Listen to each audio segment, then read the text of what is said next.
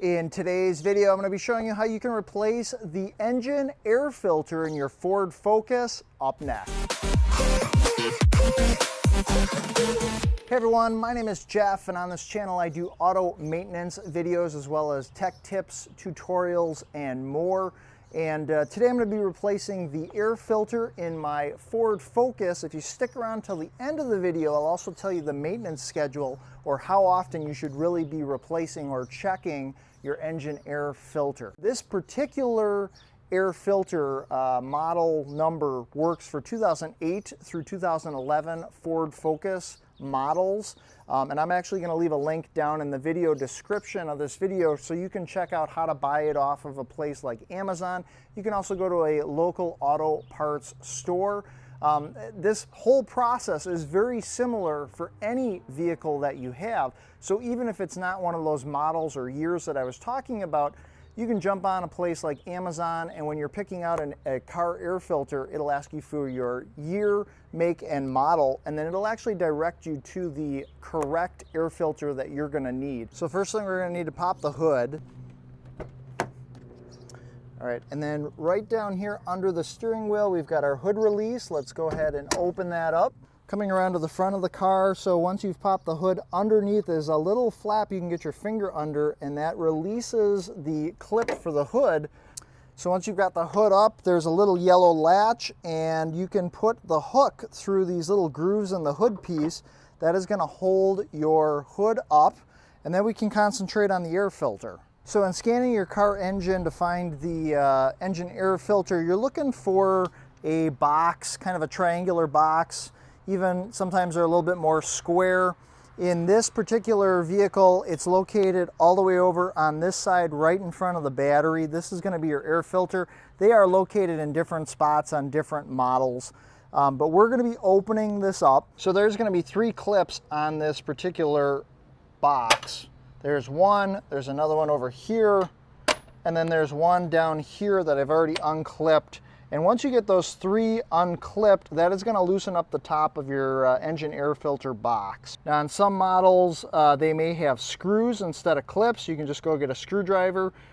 There is also this cable here which monitors the flow. You do not need to remove this. There are 2 little plastic prongs that go in down to seed into where this air filter case kind of holds on to the base on the car. But essentially, if you just start to wiggle and maneuver, you want to unseed these 2 plastic pieces, and that's going to free up this top case part. So from this point, I'm just kind of tilting this edge up, and those seated plastic prongs are there. I'm just kind of wiggling it until the prongs kind of come loose. You do have this cable down here. You don't have to disconnect this or take this off, and this plastic piece is not going to come all the way off. It just opens about to here, and that will give you access to the filter. Now you can just put your fingers right underneath the edge, pull it up, leave this open for the new one, and you can see here is the dirty air filter. Let's set this off to the side for a minute.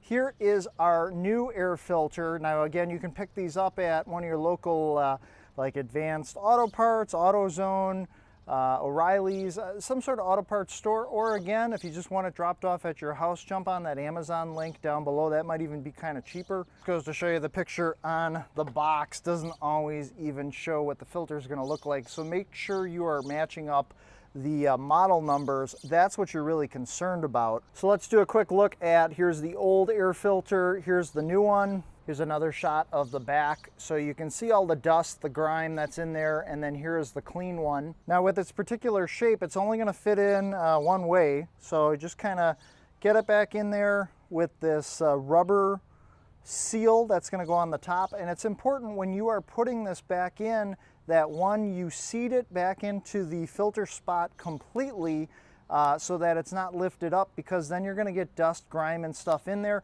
The other thing is you want to make sure it's completely centered in this box so that you're not letting any dust in or anything. If this box doesn't completely close back down, you don't want to crimp part of a corner of this. So I'm going to just go ahead and insert this in.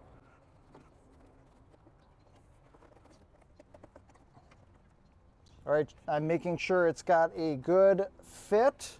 And then I am making sure I don't take this cable with me when I'm putting the box back down. So I'm gonna make sure that I keep this cable above those little plastic prongs.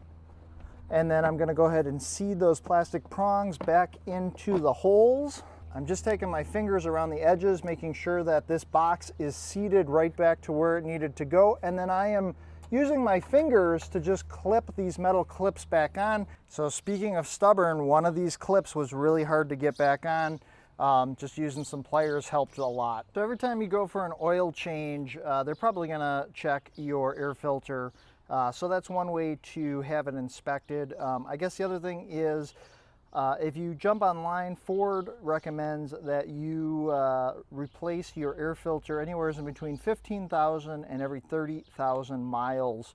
Now, depending on the conditions you're driving in, if you're driving off-road on dustier, more rural roads, you're probably going to get a dirtier air filter quicker than if you're driving on paved streets, things like that. So your conditions are going to vary depending on changing your air filter. And real quick, in all the videos on this channel, we hide Tinker. He's this little hidden robot, and if you briefly saw him pop up somewhere during this video, you can even go back. Just remember the timestamp or the amount of time into this video that you spotted him popping up. Let me know that. Be the first person down in the comments section. I will put your name on our Tinker Ford Hall of Fame page, as well as give you a shout out in one of my future videos. So with this vehicle and a lot of vehicles, you get a scheduled maintenance guide. And if this didn't come with your vehicle, I'm sure you can pull this up online.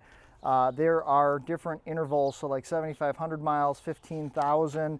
These areas, it's just gonna say inspect different air filters. So it says like the cabin air filter, which this vehicle doesn't have. It's usually located behind the glove box. But here at 30,000 miles, it does say replace engine air filter. So again, just depending on your conditions, I would usually make note or write down any maintenance you've done, oil changes, filter changes, things like that. So you've got a record of it so that you can look back at some point to see when the last time you did scheduled maintenance on your car. They also give you little check boxes here, which is really nice as well. So with my filter changed, I'm gonna make sure my box, that old filter, any tools are out of the way, and then I'm gonna go ahead and take my hook out of my hood. And if this video helped you out, please take a second, smash that like button. It helps this video out. I very much appreciate it.